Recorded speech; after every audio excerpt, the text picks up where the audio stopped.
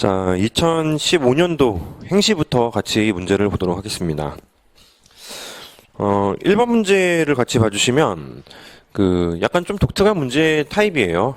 최근에 잘 등장하지 않는 유형이라고 볼 수가 있는데요. 약간의 서술이 상당 배점으로 포함이 되어 있는 문제입니다.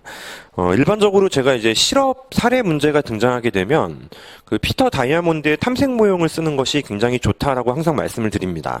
쓸 수 있는 문제예요. 쓸 수 있는 문제인데, 하지만 분서령 1번, 2번은 또 그렇게 풀 수가 없죠. 일단 내가 얼마만큼 또 시사적인 어떤 정보들을 잘 알고 있는지를 요청하는 문제 중에 하나이기 때문에 거기에 약간 초점을 좀 맞춰야 되는 문제죠. 자, 1번 고용보호 정책의 구체적인 사례 두 가지. 사실 이런 문제들은 수업 중에 해소하는 게 사실 좀 어려워요. 3순환쯤에는 제가 이제 다양한 사례들을 많이 전달을 해드리는데 거기 걸릴 수도 있고 안 걸릴 수도 있습니다. 수백 가지 사례를 전달해 드릴 수가 없기 때문에 실업이라는 부분은 지금 이제 정부 차원에서 굉장히 좀 중요하게 생각하는 이슈이기 때문에 거기에 맞춰서 흐름대로 출제가 된 거로 판단이 되고요. 설명할 건 없습니다. 지금 해설지에 적어놓은 거 한 4가지 정도를 적어놨는데요. 이제 2가지 사례를 설명하려고 했기 때문에 한 2가지 정도를 그냥 할 수 있는 만큼 서술하시는 수밖에 없어요. 이 당시 또 합격하시고 들어오신 분들도 이제 잘 적은지는 모르겠다라고 이야기합니다. 2가지 정도 억지로 꺼내서 최대한 많이 적어놨는데라고 보통 이야기를 하시게 돼요. 두 번째. 기업의 신규 채용에 미치는 영향을 설명하시오. 위에 사례 2가지를 꺼냈으니까요. 이제 어느 정도는 좀 영향이 이제 2번째 문제까지 흐름이 온다고 볼 수가 있죠. 이 역시 마찬가지로 길게 해설할 건 없습니다. 이제 정규직들을 보호하게 되면 채용 기간이 늘어날 수 있고 그만큼 일자리가 줄어들 수 있는 거고요. 정규직들의 임금을 보호하게 되면 그만큼 또 일자리가 줄어들면서 이제 약간 실업률에 조금 이제 증가하는 현상이 발생할 수 있을 거 아니겠습니까? 그러니까 일자리에서 어느 정도 좀 영향을 받는 부분이 아무래도 지금 신규 채용에 영향을 줄 수밖에 없죠. 줄어든다 정도밖에 이제 적을 내용이 없어요. 그래서 일반적으로 첫 번째 문제와 두 번째 문제는 이제 배점이 좀 생각보다 컸던 것 같습니다만 그렇다고 해서 미리 준비해서 가는 타입은 아니에요. 이런 문제를 시험장에서 만나시게 되면은 다른 방법이 없습니다. 그냥 내가 이제 무언가 한 2가지 정도 쥐어짜서 꺼내놓고 최대한도로 그냥 적자 정도로 접근을 하셔야지 욕심 부려서 한 페이지를 채우기에는 준비한 내용이 아니기 때문에 아마도 시간상으로 많이 모자랄 거예요. 이제 마찬가지예요. 예를 들어서 이제 금융시장과 관련된 부분에서 사례 문제가 등장하게 되면 우리가 잘 모른단 말이에요. 수업 중간에 간간히 조금씩 나오는 한두 마디를 이제 불리는 수밖에 없게 될 텐데요. 그때는 너무 욕심 부리지 말고 나 말고 준비한 사람 따로 있는 거 아니니까 한두 사람 있어도 내 경쟁자 아니다라고 생각하고 조금 불려 쓴다라는 마인드로 접근할 수밖에 없습니다. 세 번째 문제도 어떻게 보면은 사례 문제처럼 보이지만 배점이 커졌고요. 이제는 어느 정도 좀 보이는 내용이 있죠. 이제 실업수당의 소득 대체율 증가, 수급기간 연장이라는 측면이 실업률, 실업기간, 노동 생산성에 각각 어떤 영향을 미치는가. 노동 생산성은 또 쥐어짜야 되는 부분이지만 나머지 부분은 이제 제가 말씀드린 대로 피터 다이아몬드의 탐색 모형을 쓰실 수 있는 테마라고 보실 수 있겠습니다. 따라서 탐색 모형을 굉장히 빨리 정리를 하셔야 되겠는데요. 일반적으로 이제 모형을 설정한다라고 보통 이야기를 하고요. 모형을 설정하고 그 다음에 이제 모형의 설정 단계에서는 이제 현재 균형까지 맞춰주는 게 기본이라고 보시면 되고요. 그 다음에 이제 사례를 이제 적용하시는 거예요. 사례를 해독하고 사례를 적용하면서 균형이 깨지기 위한 출발을 만들어 주시면 되고요. 세 번째는 움직인 곡선들에 의해서 새로운 균형이 이제 도출이 되죠. 새로운 균형 정리를 찾는 작업이 일반적으로 많이 작동이 됩니다. 보통 이제 모형의 설정 단계는 이제 문제를 푸는 것이 더 중요하기 때문에 대부분의 모형에서는 전체 배점의 한 30-40%를 넘지 않아요. 근데 거시경제학에 유일하게 2개가 모형의 설정 단계가 상당히 긴 게 있죠. 하나는 피터 다이아몬드의 탐색 모형이고요. 두 번째는 여기 기출에 등장한 건 아니지만 보물토빈 모형입니다. 화폐 수요에 대한 사례 문제를 출제를 했다면 그쪽도 모형의 설정 단계가 조금 길죠. 이렇게 2가지 사례가 있고요. 피터 다이아몬드 모형이 모형 설정 단계에서도 뭐 잘만 불리고 자세히 적으면은 10점까지도 메꿀 수 있을 정도로 자세히 풀었을 수 있기 때문에 어느 정도 배점에 대한 부담이 줄어들 수밖에 없습니다. 모형을 꺼내지 않으면은 20점이라는 배점에 근접하는 답안을 작성하기가 너무 어렵죠. 따라서 실업 사례 문제가 또 등장할 수 있습니다. 지금 실업은 여전히 우리나라에게는 굉장히 중요한 이슈이기 때문이고요. 다시 한번 또 실업 문제가 여러분들 실전에서 등장하게 되었을 때에는 탐색 모형을 쓰세요. 그리고 일반적으로 여러분들이 공부하시면서 소개받는 실업과 관련된 모형이 사실은 3개 정도가 있죠. 그죠? 이제 일반적으로 이제 피터 다이아몬드의 그 모형이 있고 그 어떤 경제에서 이제 매칭 효율성과 관련되어 있는 노동 모형이 또 하나 있고요. 그리고 이제 WSPS 노조와 관련된 모형이 하나 있지 않습니까? 나머지 2개는 조금 출제하기가 조금 쉽진 않아요. 쉽진 않지만 출제가 불가한 것은 아니고 피터 다이아몬드 모형이 가장 출제 가능성이 좀 높다라고 여전히 좀 판단이 됩니다. 그래서 굉장히 빠른 속도로 사실은 3개의 틀을 짜주시는 거예요. 3개의 틀을 짜주시고 이거는 뭐 이론 정리 한 번 더 하는 셈밖에 되질 않죠. 뭐 적진 않고요. 뭐 정리되어 있으니까 빠른 속도로 진행해 보시면 이제 실업 상태에 놓여 있는 사람들의 효용을 보통 이렇게 수평으로 임금에 따라 수평으로 잡아주시고 한계 효용이 체감한다고 본다면 취업 상태에 놓여 있는 사람들의 효용값이 우상향하지만 뭐 접선의 기울기가 떨어지는 형태가 되고요. 이 교점에서 유보 가격이 설정이 되죠. 일반적으로 여기까지 막 자세히 설명할 필요가 없는 모형이긴 하지만 지금은 이제 배점감이라는 게 중요하잖아요. 배점 상당 부분이 할애되어 있기 때문에 여기가 왜 유보 가격인지 수락을 결정하는 기준인지에 대해서 모형 설정 단계를 조금 더 불려주시면 좋을 것 같습니다. 왼쪽에 있으면은 거절해요. 왜냐하면 실업 상태에 놓여 있는 효용이 높으니까요. 이거보다 높은 임금을 제한받으면은 수락합니다. 따라서 W 스타는 수락과 거절을 결정하는 기준 임금이라고 보시면 되겠습니다. 대부분의 모형들은 W가 하나예요. 그냥 NW 평면 꺼내놓고 경제 균형의 W는 하나이다라고 하지만 현실 경제에서 W는 다양하지 않습니까? 따라서 그러한 그 제시받는 임금의 다양성까지도 어느 정도는 반영을 하는 그런 그 형태라고 보시면 되겠고요.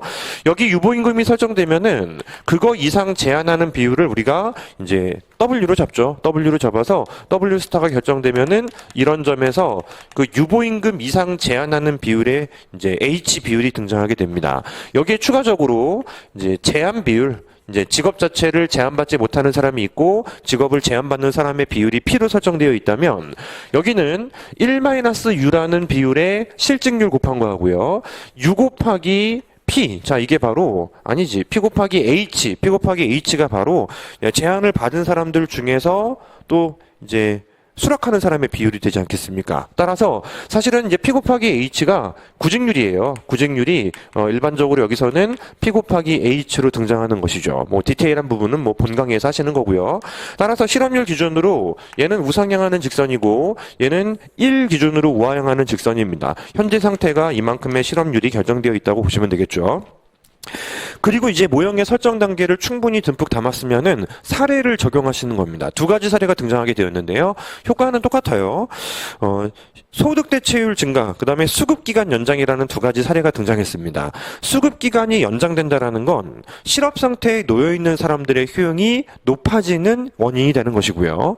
또 소득 대체율이라는 단어가 조금 생소할 수는 있습니다만 일반적으로 이제 연금을 가볍게 공부하실 때 듣는 내용이죠. 소득 대체율은 일반적인 평균 임금분의 연금의 크기를 말하는 것입니다. 여기도 마찬가지로 일반적인 평균 임금분의 실업수당의 크기를 말하는 것이죠. 따라서 이제 내가 이제 소득을 벌어들이는 사람이 아니고 이렇게 수당을 받고 있는 사람인데 내가 받고 있는 그 소득을 수당으로 대체하는 비율을 일반적으로 우리는 소득 대체율이라고 부른다고 일반화시킬 수가 있게 됩니다. 따라서 둘 모두 자 이게 상승하는 거죠. 이게 상승하는 겁니다. 자 예상컨대 이 문제에서는 이 정도 선까지 요청한 것 같아요. 이 정도 선까지 요청을 받았고 V 이제 W 아니죠. VU가 상승하는 충격으로 문제를 푸는 것 같습니다. 일단 풀죠. 따라서 이제 수락하는 크기의 기준이 달라지게 되고요. 그게 달라지게 되면은 여기는 곡선 위의 운동이 발생하면서 H가 떨어지는 현상이 발생하게 될 것이고 H가 떨어지는 현상이라면 UPH의 기울기가 P 곱하기 H잖아요. 따라서 이 친구가 떨어지는 현상이 다시 한번 또 발생하게 됩니다.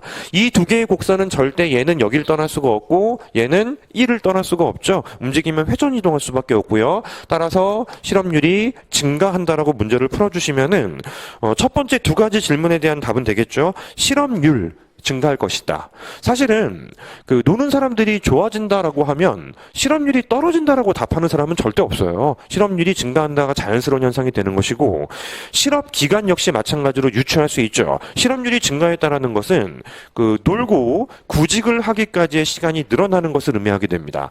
여기서 만약에 아직도 배점이 버겁다라고 판단이 되면 일반적으로 실업률이 증가하는 충격이 발생했을 때 노는 기간이 늘어나는, 즉 P 곱하기 H 자체가 지금 현재 보시는 것처럼 떨어지는 현상이라면 구직률이 떨어지는 거잖아요. 구직률이 떨어지면 여러분들 이런 문제 기억나시죠? 실제로 어떤 경제의 실업률이 실직률과 구직률의 합으로 도출할 수 있지 않습니까? 뭐 S였던가요? F였던가요? 자, 여기에서 또 확인할 수 있죠. 실제로 이제 구직률이 떨어지는 구간이 발생하게 되면은 이제 실업률이 높아지게 되는 것인데, 이 과정에서도 우리가 알 수 있듯이 이제 조금 더 구직 기간이 늘어난다라는 케이스가 있습니다. 120제 문제에서는 이런 문제가 실제로 있어요. 보통 평균적으로 한 76주 정도 근로 기간이 유지가 된다. 그러면 이제 S라는 것은 76분의 1로 잡으시면 되는 거예요. 76주 기간이 지속이 되고 이번 달에 이제 실직한 사람들은 전체의 76분의 1이 되는 것이고, 두 번째, 일반적으로 이제 노는 사람들이 한 4주 정도 유지가 된다라고 하면은 이 F라는 숫자 자체가 실제로는 4분의 1이 되는 것입니다. 4주 정도 논다라는 것은 이번 주에는 4분의 1이 직장을 갖는다라는 것을 의미하기 때문에, 따라서 F가 실질적으로 늘어나는 것, 줄어드는 것 자체가 이제 구직하는 기간 자체가 실제로 조금 더 노는 기간이 늘어난다라는 것을 의미하게 되는 거죠. 여기까지 간단하게 어떤 이 실업률을 표시하는 방식에 대해서도 적용하시면 돼요. 이렇게 하면 되죠. 우리가 알다시피 이게 증가하는 게 이게 떨어지는 거를 증명하는 모형이기 때문에, 따라서 이제 노는 기간은 늘어나게 될 것이다. 실업 기간은 증가한다라고 하시면 되겠습니다. 거기에 이어서 노동 생산성은 사실 마땅한 모형이 없어요. 왜냐하면 노동 생산성은 우리가 공부할 때 수식에 의존하는 개념이지 실제로는 어떠한 함수를 바꾼다라는 개념으로 바꾸기가 좀 어렵지 않습니까? 따라서 이 부분은 여러분들이 약간 아이디어를 짜낼 수밖에 없습니다. 일반적으로 노동 생산성이라는 것은 노동자들이 더 영특해지면 늘어나는 거고요. 또 약간 좀 머리가 나빠지면 이제 줄어든다라고 볼 수가 있는데, 이러한 이 경제에서 실제로 실업하는 노는 사람들이 비율이 증가한다라는 거는 근로 전체 기간만 놓고 봤을 때에도 노는 기간이 늘어나는 거예요. 노는 기간은 일반적으로 생산성의 증가에 기여하지 못하기 때문에 자연스럽게 흐름이 연결될 수 있죠. 노는 기간이 늘어나면은 생산성이 떨어질지도 모르겠다라는 아이디어가 일단 기본적으로 깔립니다. A가 B에게 어떤 영향을 줍니까? 라는 질문이 나오면 목차의 개수가 확실한 경우도 있어요. B는 무조건 올라간다라는 답이 있을 수도 있지만은 때로는 이게 조금 더 일반적입니다. B가 오를 것 같은데요. 두 번째는 B가 떨어질 것 같은데요. 라는 두 가지 아이디어를 항상 두고 공부하시는 게 제일 좋아요. 따라서 떨어질 수도 있겠는데요 라는 부분이 지금 등장하게 되었죠. 수식으로 말할 수 없지만 노는 기간이 늘어났으니 전체 평균 노동 생산성은 떨어질 수밖에 없습니다. 즉 근로 기간에 어느 정도는 비례한다라는 것을 적용하는 것이죠. 다만 이 과정에서 정부가 실제로 이제 높일 수도 있다라는 거예요. 노는 기간이 늘어나기 때문에 이제 거기 더해서 노는 사람들이 실질적으로 그냥 놀지 않도록 정부가 이제 적극적인 지원을 해준다면이라는 이제 문제에서 적혀 있지 않은 가정을 내가 깔아줄 필요도 있다라는 거죠. 따라서 이제 정부 지원이라는 부분이 실제로 발생하게 되면 올라갈 수도 있는 거예요. 노는 기간에 조금 더 효율적으로 놀게 만들 수도 있다라는 거고요. 그리고 근로 기간이 짧아졌기 때문에 그분들의 교육도 조금 더 정부가 좀 많이 투자를 할 수도 있는 거죠. 따라서 올라갈 수도 있고 떨어질 수도 있다가 정답이에요. 여기서 이제 무언가 이제 하나의 사례만 꺼내고 편향된 사고를 하는 것을 요청하진 않습니다. 실업률 그리고 실업 기간은 이제 여지가 없어요. 이제 어느 정도 이제 실업률이 이제 떨어진다라고 말할 수 있는 여지는 없습니다. 하지만 생산성이라는 측면은 여지가 있죠. 실제로 여러분들이 잘 모르겠다라고 판단이 되면 무슨 수를 써서라도 올라가는 쪽 조금 서술하고요. 떨어지는 쪽 좀 서술하고 잘 모르겠으면 그대로 제출하면 돼요. 이쪽이 조금 더 이제 심할 것 같다. 정부 지원이 없다면 떨어질 것이다. 이런 서술은 괜찮지만 올라갈 것이다, 떨어질 것이다라는 게 둘 다 이제 어느 정도 납득이 된다라면은 꺼낸 것만으로 배점 점수를 받게 됩니다.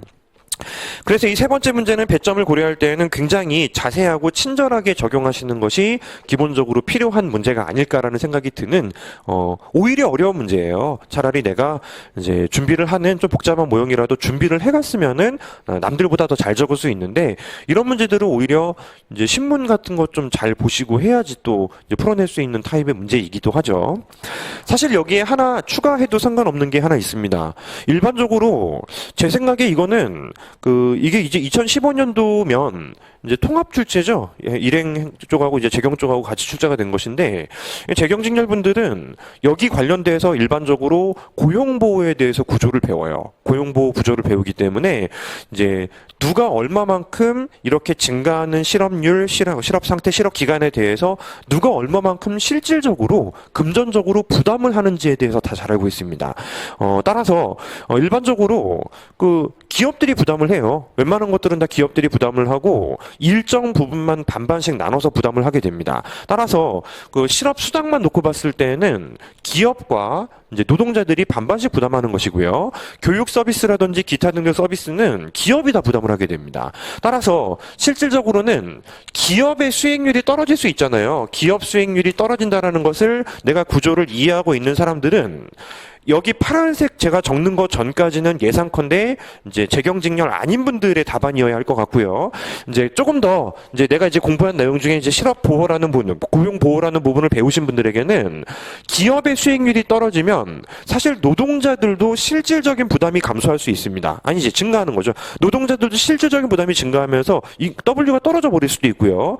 기업이 또 수익률이 떨어지게 되면은 한계 생산력설로 분배를 한다 하더라도 노동자들이 더 이제 피해가 발생할 수밖에 없지 않겠습니까? 따라서 시중에서 예상컨대 결정돼야 할 W 자체가 곡선 위의 운동이다라고 생각하지 마시고 잡아놨지만 조세 때문에 이들의 효용이 떨어질 수도 있다라는 부분을 덧댄다라면은 정말 좋은 답안이 될 수 있을 것 같습니다. 말씀드린 대로 이 파란색 부분은 일반적으로 이제 재경직렬분들 고용보호 배우지 않는 분들 선에서 가장 좋은 답안이라고 판단이 되고요. 그런 부분까지 건드려 주신 분들이라면은 조금 더 접근할 필요가 있다라는 것 같아요. 그래도 뭐 큰 변화가 발생하는 건 아니죠. 얘가 조금 떨어지면은 실제로 유보임금이 조금 더 올라가서 어차피 효과는 동일하다고 볼 수가 있어요. 따라서 뭐 크리티컬하진 않지만 실제로 내가 이제 직렬상 배운 내용이 나만 배운 게 아니고 다 같이 배운 거라면은 고려의 뭐 유지도 여운도 좀 있어야 되는 것 같고 또 이제 배우지 않으신 분들이라도 이렇게 아이디어를 여기저기 다 이제 찔러보시는 훈련을 좀 하고 들어가신 분들은 그럴 수 있겠다는 생각이 드셔야 됩니다.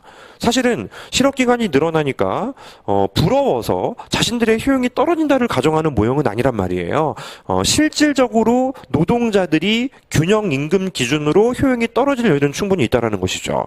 정부가 너무 많이 도와주고 있네. 근로자들도 불안할 수밖에 없습니다. 그러면 이제 기업의 부담이 커지면은 해고 가능성이 높아지는 거 아니야? 이런 아이디어도 실제로 발생할 수 있는 것이고요. 부이익값이 떨어질 여지도 어느 정도는 있다고 보시면 되겠어요. 수식적으로 디테일하게 꺼내는 모형이 아니기 때문에 실제로 얘를 수식적으로 줘버리면은 더 쉬운 문제가 돼요. 교점 구하고 또 교점을 구하고 U를 구하면 그만인 문제가 되는 것이고 이제 수식적으로 일반화해서 주는 문제가 아니기 때문에 직관적인 아이디어를 듬뿍 담아도 그게 절대 오답이 되진 않습니다. 납득이 간다면 충분히 가능한 이야기가 되는 것이죠. 그죠? 연금이 오르면 마찬가지 아닐까요? 연금이 올라도 마찬가지로 실제로 이제 기업하고 근로자들이 반반씩 부담하는 구조를 갖고 있잖아요. 기업도 부담을 많이 해요. 따라서 연금 때문에 내가 이제 영업이익률이 떨어지면은 일자리 자체를 줄이려는 기업의 의지도 어느 정도는 발생할 수 있다는 것입니다. 자, 사실 그렇죠. 좀 두 가지 사례를 말씀드렸어요. 그 모형의 설정 단계가 긴 두 가지 사례를 말씀드렸는데 이 그 두 개의 특성 중에 특성 중에 하나가 바로 이거죠. 애매해요. 뭐 디테일한 부분이 아니고 그냥 직관적으로 모호하게 설정해서 방향성만 잡아주는 모형들이 일반적으로 두 개라고요. 피터 다이아몬드의 탐색 모형 두 번째는 보물토빈 모형입니다. 사례 문제로 나올 거예요. 사례 문제로 나오고 이제 대놓고 그 모형을 쓰라는 그런 문제는 안 나올 겁니다. 따라서 어떤 경우에 어떤 모형을 써야 되는지에 대해서 확실하게 잡아주시면 좋을 것 같습니다. 1번 문제는 이 정도 약간 부연하면서 이제 마무리를 하면 될 것 같네요. 두 번째 문제를 보도록 하시죠. 자, 두 번째 문제는 나중에 알고 풀면 오히려 쉬워요. 알고 풀면 조금 더 쉬운 문제이지만 이 당시에 또 많은 분들이 표준편차 계산법을 좀 잘 몰라서 이제 그 부분을 놓쳤다라는 분들이 좀 많았던 것 같습니다. 근데요, 실제로 이제 표준편차 수치를 도출하는 부분이 전체 이제 만점 기준으로, 40점 만점 기준으로 부담이 전혀 없는 것은 아니지만 당락을 결정할 부분은 아니에요. 맞죠? 1번 문제를 다 모르는 게 아니고 기대 효용은 충분히 구할 수 있지만 내가 표준편차 하나를 구하는 법이 너무 어렸을 때 공부를 했기 때문에 잊어버렸어요. 그럴 수 있습니다. 그럴 수 있는데요.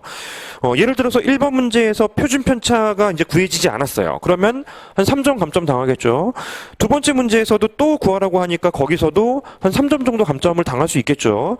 이제 세 번째 문제에서는 이제 기대 효용 극대화시키는 y를 계산하는 것이기 때문에 여기는 감점 요소가 없고요. 네 번째 역시 마찬가지로 표준편차라는 건 둘 사이의 거리가 멀어지면 멀어질수록 커진다라는 직관적인 아이디어는 가지고 있는 것이기 때문에 이런 서술은 할 수 있어요. 표준편차는 이제 커졌고 기대 효용은 더 떨어진다라는 서술은 할 수 있기 때문에 표준편차 계산법이 기억이 안 나더라도 포기할 문제는 아니라는 것이죠. 자, 이거는 마인드에 대해서 말씀을 드리는 거예요. 내가 처음 봤으면 대부분 처음 봤어요. 어릴 때 기억이 가물가물하기 때문에 내가 요거 하나를 도출을 못해도 그게 3점, 4점이면은 그건 그렇게 치명적인 건 아니라는 거죠. 나 말고도 다 같이 점수를 잃을 내용이기 때문에 당황하실 필요 없습니다. 이제 지금은 이제 해설 강의이기 때문에 여러분들이 어떤 식으로 표준편차를 구하는지 해설지만 봐도 충분히 알아요. 보고 오셨으면 알 거라고 판단이 되고요.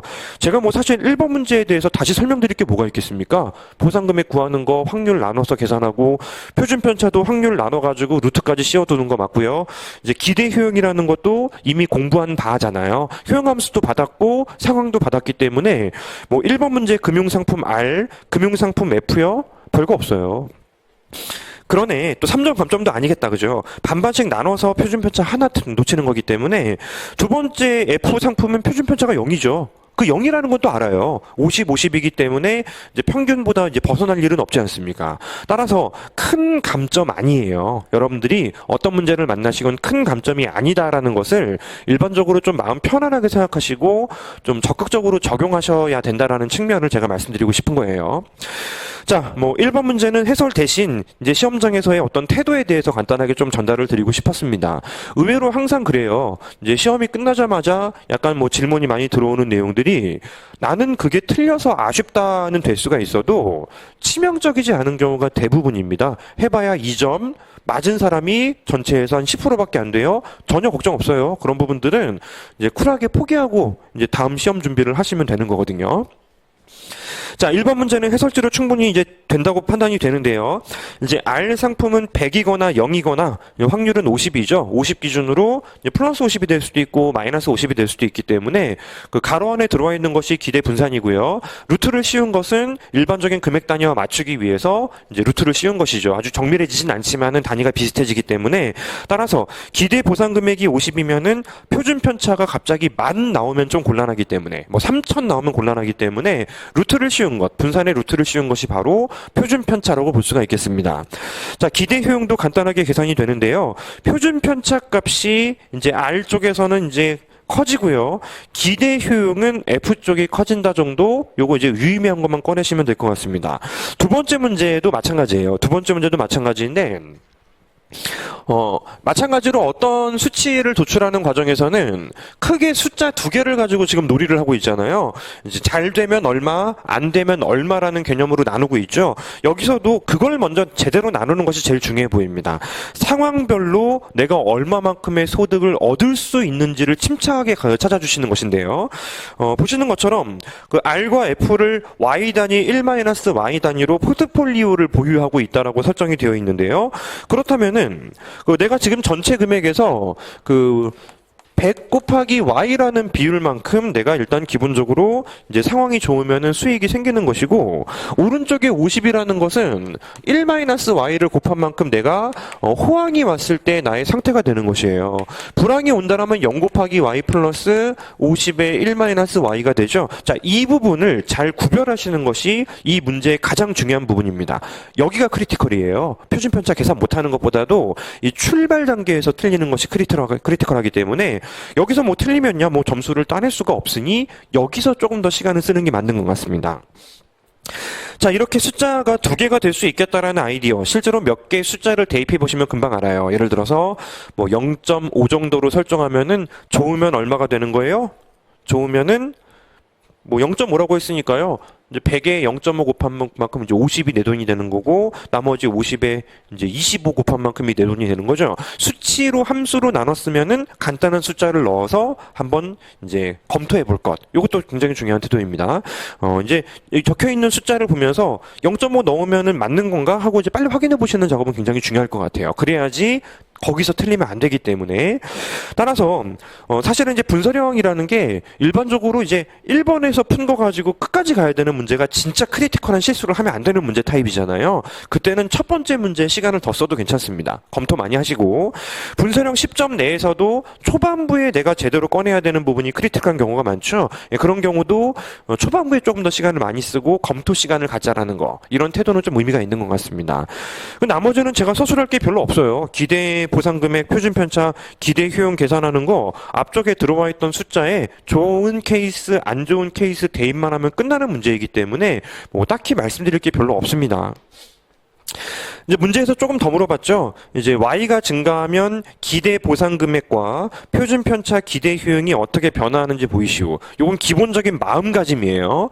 문제에서 함수로 설정되어 있고 Y가 포함되어 있다라면 기본적으로 여러분들이 방향성을 물어볼 때에는 우선적으로 직관적인 판단도 좋지만 무언가 어떤 수식이 설정되어 있으면은 FY죠. 자, 미분을 한번 해본다라는 마인드로 접근하는 것이 채점하시는 분들이 제일 좋아하는 답안입니다. 그거 아니어도 직관적인 판단은 돼요. Y값이 만약에 증가하게 되면 기대 보상 금액은 뭐 미분할 필요 없습니다. 이 마인드만 가지면 되는 거니까요. 불변. 그죠? 불변입니다. 근데 표준 편차는 정리하면 50Y로 깔끔하게 나오니까 플러스 50이 되는 거죠. 따라서 이제 표준 편차라는 측면에서는 양수가 나온다. 양수가 나오는데 심지어는 정확히도 계산이 가능하고요. 0보다 크다라면은 이거는 증가하게 되는 것이죠. 그러면 직관적으로 판단이 된다는 거죠. 위험 상품의 비중을 높이면은 표준 편차가 높아진다라는 건 뭐 자연스러운 거죠. 도출이 안 돼도 정답은 맞출 수 있다. 세 번째 기대 효용은 사실은 이게 폰노이먼 모겐스턴 함수의 그 형태의 개인적인 효용 함수 그래프를 떠올려 보시면은 약간 어렴풋이는 이거 혹시 둘 사이 거리 멀어지면 확실성 대등액 떨어지는 거 아니야? 그런 마인드로 접근하셔도 이제 감소하는 함수라는 건 직관적으로 판단할 수 있어야 됩니다. 근데 그거보다 더 좋은 것은 여기 기대 효용 함수를 내가 도출했으므로 양수인지 음수인지 파악하는 거 금방 한다고요. 양수인지 음수인지를 파악하셔가지고 줄어든다. Y가 증가하면 줄어든다라는 거를 이제 보이는 것, 증명하는 것이 가장 선호하는 형태의 풀이법이라고 생각하시면 되겠습니다. 지금 실제로 경제 수학 전공하시는 분들이 교수님으로 들어올 가능성이 매우 높아서 요즘에 이제 대학교 수업 들어가셔도 다들 어려운 내용은 아닌데 어려운 수식으로 출제하는 경우가 많으세요. 그러다 보니 요즘 기출문제들 보셔도 그냥 자연스럽게 출제하면 되는데 그냥 수식을 조금 복잡하게 주는 경우가 많죠. LN도 좀 많이 쓰는 경우가 많고 이제 수식적으로 증명하는 거를 요즘은 제일 선호한다고 보시면 돼요. 예전에 조금 이제 연로하신 분들은 라그랑지안을 별로 좋아하지 않습니다. 이건 경제학이 아니라 수학 아니냐. 가끔 빌렸을 수는 있어도 메인으로 잡으면 안 된다. 근데 지금은 또 그렇진 않아요. 지금은 라그랑지안으로 푼다라는 건 이제 경제학이라는 어떤 논술 학문은 굉장히 세련된 방식으로 푼다라는 인식이 잡혀있기 때문에 괜찮다라는 거예요. 자, 해설지로 충분히 여러분들 제가 말씀드리는 거 전달이 됐다고 생각합니다. 다음 페이지 이제 해설지 보시면 되겠는데 3번 R과 F의 가격이 동일하대요. Y를 임의로 선택할 수 있을 때 기대효용을 극대화시키는 Y값을 계산하시오. 이거는 사실 기대효용 극대화라는 건 기대효용 가설을 말하는 것이죠. 기대효용 가설을 간단하게 정의할 필요가 있을 것 같습니다.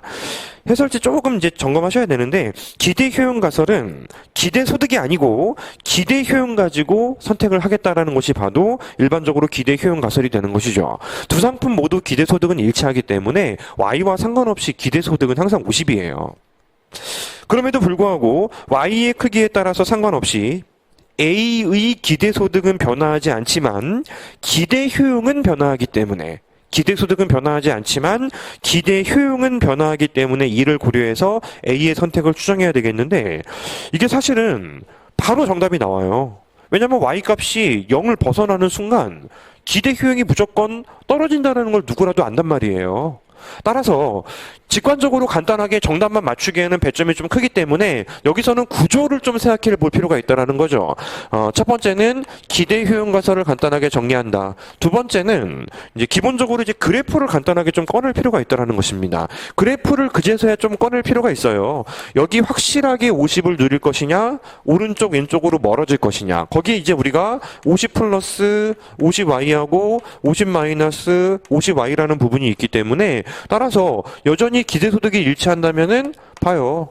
무조건 떨어지죠. 따라서 y 값을 0을 넘기는 순간 기본적으로 기대 효용은 떨어지게 된다는 것을 직관적인 아이디어로 판단하실 수 있게 되는 것입니다.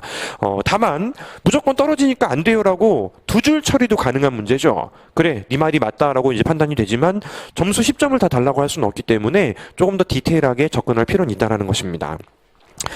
함의는 한번 읽어보세요. 배점이 조금 버거워서 실제로 조금 더 한번 이제 디테일을 조금 더 서술을 해놨습니다. 자, 네 번째 문제예요. 시장의 모든 투자자들이 A와 동일한 효용함수를 가지고 있다면 금융상품 R과 F의 가격이 동일할 수 없다는 것을 논증하시오라고 합니다.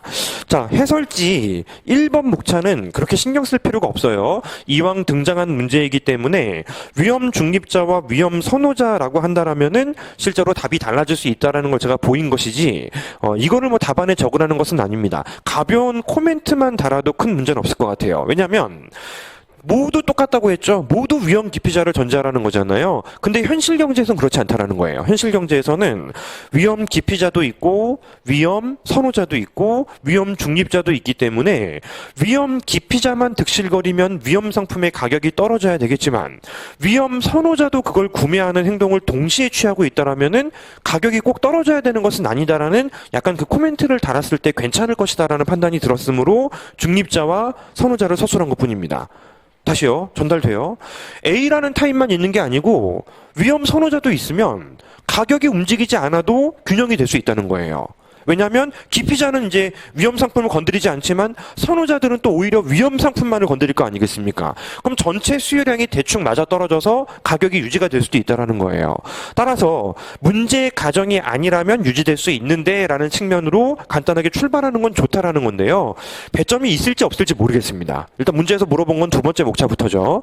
모두가 위험 기피자라고 하면은 실질적으로 동일한 이 효용을 달성시켜주지 않으면은 구매를 못하게 되는 것이죠. 그죠? 따라서 동일한 효용을 달성시켜줄 때 구매가 되기 때문에 기대소득이 이만큼 플러스 돼야 될 것 같습니다. 기대소득이 이만큼 플러스 되는 상품으로 실제로 변경되지 않으면 가격을 동일하게 맞출 수 없다라는 것이죠. 그죠? 따라서 실제로 기대소득을 올려주기 위해서는 이제 좀 어려운 상품은 여기하고 이쪽에서 오른쪽으로 조금 더 플러스를 시켜줘야 돼요. 이 숫자가 아닙니다. 제일 밑에 있는 그래프 말하는 거예요.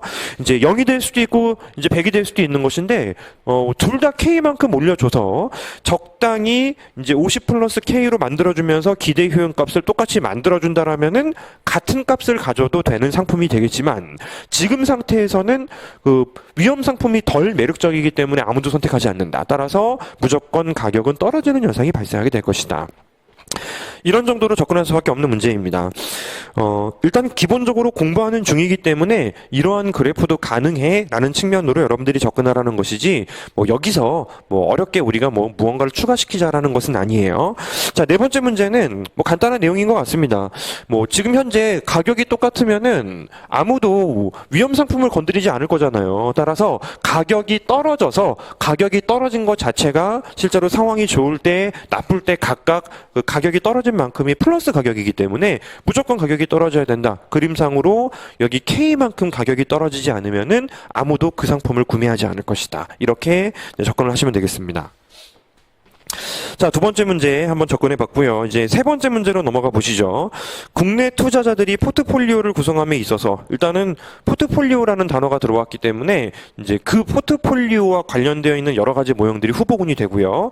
국내 화폐, 국내 채권, 해외 채권으로 전제가 되어 있는데 이제 공급량이 고정되어 있습니다. 그래서 일반적으로 자본의 이동성이 자유롭지 않은 모형이 일반적으로 포트폴리오 밸런스 모형이라는 것이 있죠. 자, 시험장에서 이 문제를 처음 만나신 분들은 보면은 국경을 조금이라도 보고 가신 분들은 이제 포트폴리오 밸런스라는 단어를 떠올릴 수 있었습니다. 저는 이제 거시경제학의 내용을 넣었기 때문에 뭐 그거 보고 들어가신 분들이 많이 접근을 했어요. 근데 어렵죠. 사실은 포트폴리오 밸런스 모형을 전혀 모르는 상태에서 이 문제를 푸는 건 진짜 어렵습니다. 그래서 ISLMPP로 푸신 분들이 좀 있어요.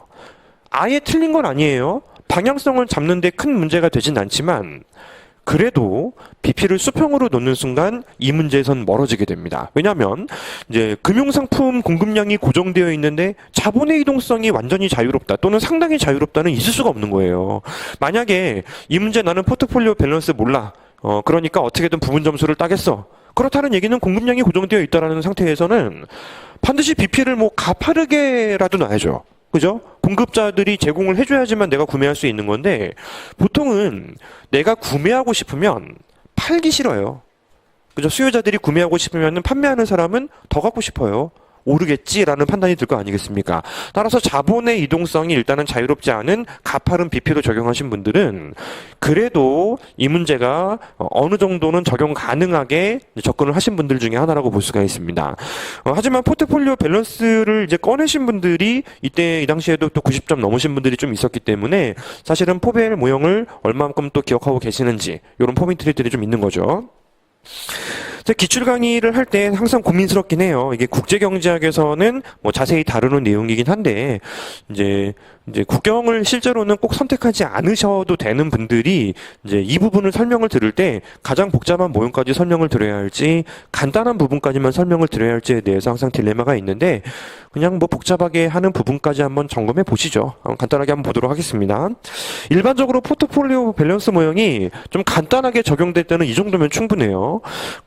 국내 채권하고 해외 채권을 각각 지금 현재 W, 국내 채권 공급량을 W라고 하고 해외 채권 공급량을 WF라고 한다면 이게 지금 현재 원 단위라고 보고요. 우리나라 기준으로 뭐 달러 단위 정도로 볼 수가 있잖아요. 상대 공급과 상대 수요는 항상 일치할 수밖에 없습니다. 이 모형은 되게 쉬운 모형이에요.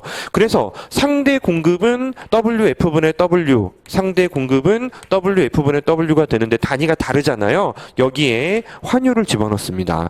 그리고 상대 수요는 심지어 함수로 나타내요. 함수로 나타내서 이제 보통 B라고 표현을 하게 되죠. 이 안에 있는 변수는 이자율 평가설 오른쪽에 있는 변수를 왼쪽으로 넘긴 걸 변수로 잡으면 될 것 같습니다. 국내 수익률이 높으면은 어느 정도는 국내 수요가 올라간다라고 접근하시면 되거든요. 따라서 이자율 평가설 다 왼쪽으로 넘겨요. RF 마이너스 2분의 이 expectation 마이너스 2 마이너스 RP 넣으면 조금 더 치밀해지죠. 그래서 경제의 환율은 B분의 W per W F입니다라고 이제 수식을 끌어낼 수가 있습니다. 두 번째는 직관적인 아이디어예요.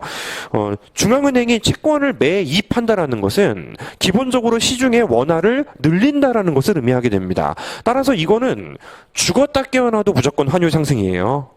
아니, 국내 채권을 매입하면 환율이 안 오르는 거 아닙니까? 채권이 시중에 돌아다니는 거하고 대등한 위치를 갖는 화폐가 돌아다니는 거는 완전히 다른 이야기예요. 심지어는 통화 승수를 고려하면은 통화량이 반드시 올라갈 수밖에 없기 때문에 국내 채권을 매입하는 1번 문제에서도 해외 채권을 매입할 때에도 당연히 실제로 국내의 환율은 무조건 오르게 되어 있습니다. 이자율의 변화 방향은 또 확실히 또 알 수가 있죠. 이자율의 변화 방향은 보시는 것처럼 이게 오른쪽으로 가기 때문에 무조건 떨어지는 거예요. 그러니까 충분히 방향성을 맞출 수 있는 아이디어는 있다. 따라서 환율은 무조건 오를 것이고 이자율은 무조건 떨어지게 되는데 이 과정에서 국내 채권을 없애버리게 되면 어느 정도는 통화의 역할을 하는 것들이 상당히 많지 않겠습니까? 따라서 그거보다는 아마도 해외 채권을 매입하는 쪽이 고스란히 통화량의 증가가 많을 것이다. 그리고 환율 쪽도 조금 더 아마도 이제 늘어나는 현상이 발생하지 않겠냐. 해외 채권의 수익률이 실제로 희소성이 좀 높아지기 때문이에요. 근데 여기서 수식을 꺼낸 이상은 이렇게 직관적으로만 푸는 것은 아니고요. 여기 보시면은 이거가 늘어나는 건 확실한데 요 W 보세요. 이걸 줄였으면 덜 오르죠. 그죠? 근데 만약에 얘를 줄이면은 더 오르죠. 그죠? 따라서 이번 문제에서 조금 더 환율이 많이 오른다까지 맞추신 분들이 이제 90점대를 받아오셨어요. 실제로 이 모형까지 꺼낸 것. 근데 이 모형이 실제로 만점이 나오기 위해서는 MMBBFF 모형이라는 게 필요합니다. MMBBFF 모형이라는 게 필요한데요. 요거를 한번 설명드려 볼게요. 조금 시간이 걸릴 수 있지만 어쨌든 우리가 또 기출문제에 등장했던 테마, 경제학 기출문제에 등장했던 테마이기 때문에 간단하게 보시는 거는 또 유의미하다고 생각해요. 오른쪽에 참고 MMBBFF 모형이라는 게 있습니다. 모형이 조금 신기하기 때문에 잘 들으셔야 돼요. 첫 번째, 이제 국내 채권 공급량이 이제 W에서 이제 B로 제가 이제 문자를 바꿨어요. 이제 기본 모형을 알려드리는 게 목적이기 때문에 해외 채권 공급량이 WF에서 이제 F로 바꿨습니다. 그러면 국가의 총부는 기본적으로 국내 통화에 의해서 결정이 되고, 그 다음에 이제 국내 채권을 보유한 사람들은 이제는 이제 B라는 형태가 되겠죠. 국내 채권은 B라는 형태로 보유하게 되고, 해외 채권은 F라는 형태로 보유를 하게 될 것인데, 얘만 화폐 단위가 다르기 때문에 여기 환율이 곱해져 있습니다. 환율이 곱해져 있는 형태이고요. 의외로 모형 꺼내는 게 수식에 의존하지 않고 직관적인 판단으로 가기 때문에 어렵다면 어렵고 쉽다면 훨씬 더 쉬운 거예요. 자, 어떤 경제에서 그 세로축과 가로축이 현재 이런 식으로 설정이 되어 있네요. 이쪽은 이자율로 표시가 되어 있고 이쪽은 환율로 표시가 되어 있습니다. 되게 쉬워요. 보세요. 공급을 말하는 것입니다. 공급을 말하는 것인데 그래프 도출은 항상 똑같죠. 무언가 한쪽 변수가 바뀌면 반대쪽은 어떻게 바뀌어야 한다라는 개념으로 도출을 하는 거잖아요.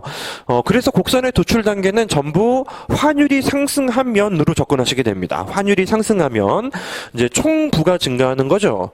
환율이 상승하면은 요거 가진 사람들이 이제 총부가 증가하는 현상을 겪게 될 거 아니겠습니까? 따라서 총부가 증가해서 공급 잉여가 넘치게 되면 여기저기에서 수요가 늘어나게 된다는 것입니다. 따라서 총부가 증가하게 되면은 실제로 이제 국내 화폐 시장에서도 수요가 증가하게 되고요. 그다음에 국내 채권 시장에서도 수요가 증가하게 되고요. 이제 해외 채권 시장에서도 일단은 수요가 증가해요. 모든 쪽에서 수요가 증가한다고 보시면 되겠는데요. 국내 화폐 시장만 놓고 보면 바로 답 나오죠. 자, M 곡선이라고 합니다. 환율이 오르는 충격이 발생하게 되면은 화폐 시장 쪽에 수요가 증가하게 될 거 아니에요. 따라서 화폐 시장 쪽에 수요가 증가하는 건 그래프 떠올려 보세요. L 곡선이 오른쪽으로 이동하는 것이죠. 이자율이 오르지 않겠습니까? 그죠? 따라서 이제 최종적으로 이제 L 곡선이 우측 이동하면서 이렇게 이자율이 상승하는 현상이 발생해야 된다라는 것입니다. 따라서 이자율은 상승해야 된다. 따라서 곡선은 우상향하는 형태에다가 바로 도출이 되죠. MM 곡선은 이렇게 우상향하는 형태가 되는 것입니다. 무슨 말인지 알겠죠? 두 번째, 마찬가지로, 이번에 두 번째 이제 국내 화폐 시장을 나타내는 비비곡선을 한번 도출해 보려고 하는데요. 보세요. 환율이 상승하는 충격이 발생하게 되면은 국내 채권 시장의 수요도 증가하게 되는 것입니다. 국내 채권 시장의 수요가 증가한다라는 것은 같은 말이죠. 이 과정이 국내 채권 가격을 떨어뜨려요. 그죠? 죄송합니다. 올라가게 돼요. 수요가 증가하게 되면 채권에 대한 그 수요가 올라가면은 모든 게 수요가 증가하면 가격이 오르는 거잖아요. 그런데, 자, 이게 가격이 오른다라는 거는, 동의어가 됩니다. 채권의 수익률이 떨어진다는 말과 동의어가 되는 것이죠. 그죠? 따라서 가격이 비싸진다라는 거는 받는 돈은 그대로인데, 지불할 때 돈이 높아지는 것이기 때문에 둘 사이의 거리가 좁아지면서 수익률이 떨어지는 거라서 이게 떨어지는 거를 이자율로 대응하기 위해서는 따라서 이자율도 낮아져야 한다가 되는 것입니다. 따라서 출발과 도착점을 놓고 봤을 때에는 우하향하는 게 이제 비비곡선의 특징이 될 수 있는 거죠. 자, 세 번째, 이번에는 이제 FF 곡선입니다. FF 곡선은 조금 복잡해요. 잠깐 좀 이제 설명 위주로 들어주시면 되겠는데, 환율이 오르는 충격이 발생하게 되면 똑같습니다. 해외 채권의 수요가 늘어나는데 환율이 올랐다라는 것은 근본적으로 EF의 상승이죠. 그죠? 따라서 이번에는 오히려 여기는 공급이 그대로인 상태에서 초과 수요이지만 원인이 되었던 것이 이 해외 채권 쪽의 공급의 증가나 마찬가지이기 때문에 위쪽이 무조건 큽니다.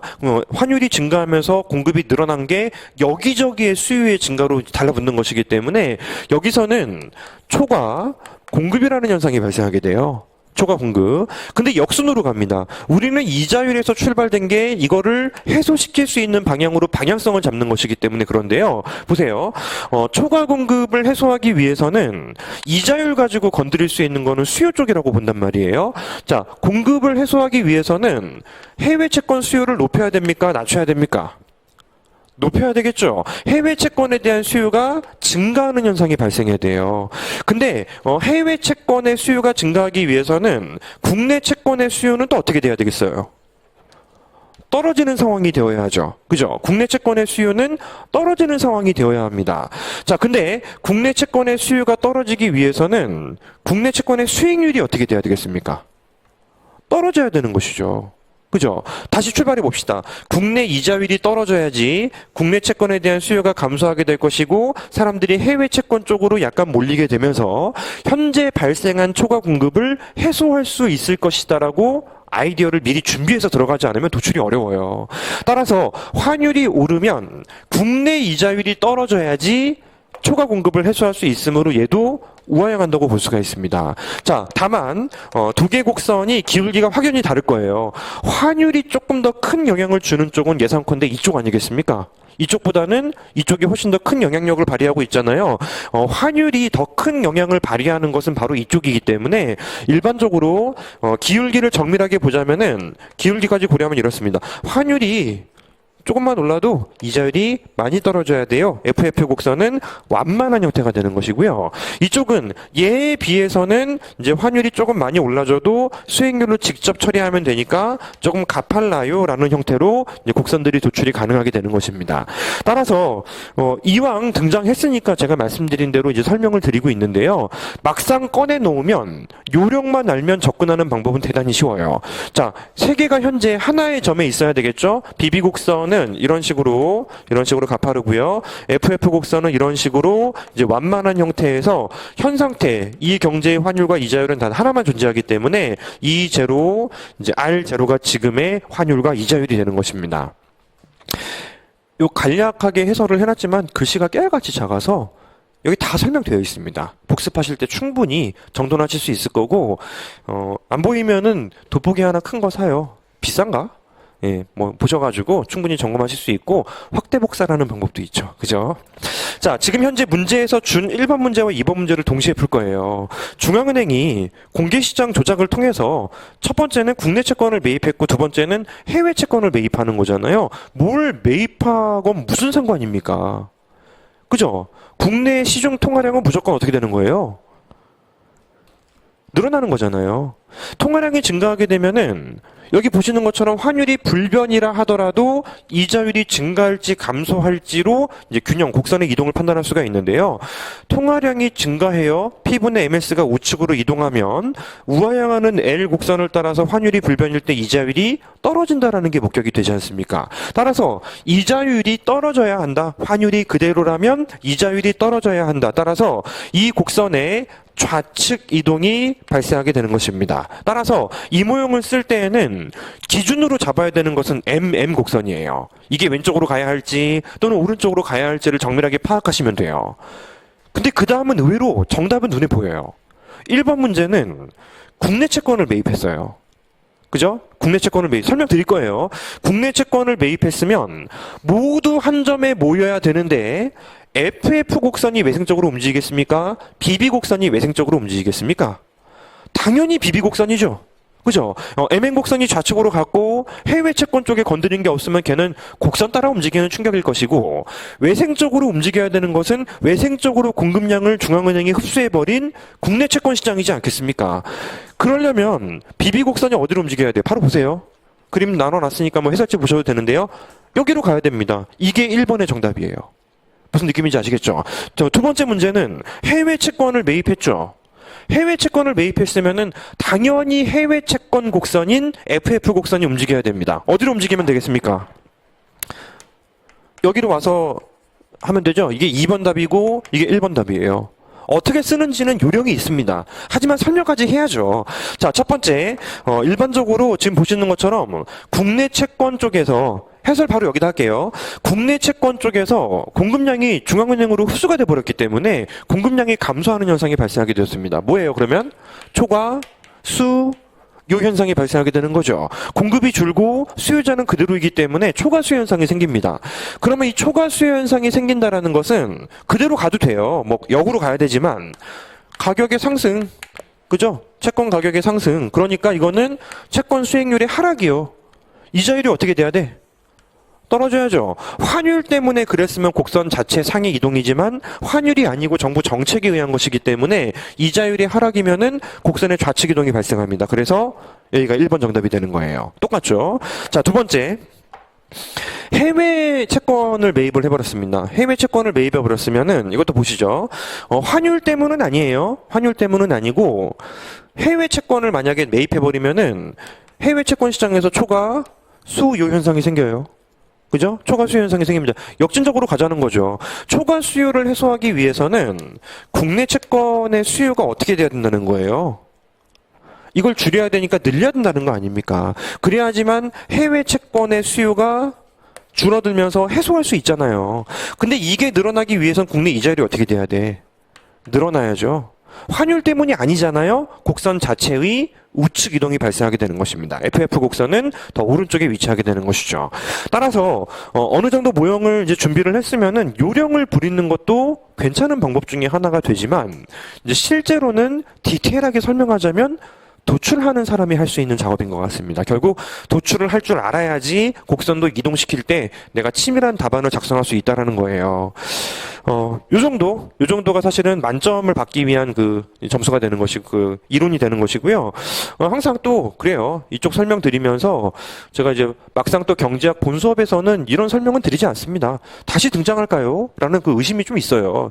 국경엔 나올 수 있습니다. 국경엔 나올 수 있기 때문에 국경 선택자분들은 더 열심히 보셔야 되겠지만 이게 과연 경제학에 또 비슷한 문제가 심지어 이 모형을 콕 집어서 등장할 수 있을까? 뭐 확률로 따지면은 희박하지 않을까라는 생각이 들긴 듭니다. 그럼에도 불구하고 제로는 아닌 거잖아요. 자주 나오는 시험 문제에 나올 가능성이 뭐 매우 높아요? 아니죠. 그죠? 실제로 솔로 모형하면 나올 것 같죠? 근데 안 나와. 세 문제 중에 하나 나오면 최근에 또 경제학에서만 보면 안 나오고 있어요. 그러니까 확률로 따지면 비슷비슷한 것 같아요. 개념상으로 다 같이 낮은 확률, 출제 확률은 다 낮기 때문에 그 중에 하나라면은 별로 시간 많이 안 걸리지 않습니까? 이 정도 한 10분, 15분 정도 점검하시면 된다면 준비해서 들어가세요. 포트폴리오 밸런스 모형이 출제가 되었고 여기까지 답안을 작성하신 분은 제가 봤을 때는 거의 없지 않았을까. 다만 이건 진짜 많았어요. 제 마인드 교재의 거시경제학의 포트폴리오 밸런스 모형이 실제로 있었기 때문에 그 왼쪽에서 해설해 놓은 거 있죠. 거기까지는 실제로 이제 적으신 분들은 실제로 많았던 것 같습니다. 그분들은 점수 잘 받았어요. 자, 2015년도 행시에 조금 더 시간을 많이 썼습니다. 사실 그 다른 쪽의 문제들이 그렇게 어려운 게 많지 않기 때문에 오늘 해설은 행시 쪽에 조금 더 치우쳐서 뭐 드리면 좀 적당하다고 판단이 돼요.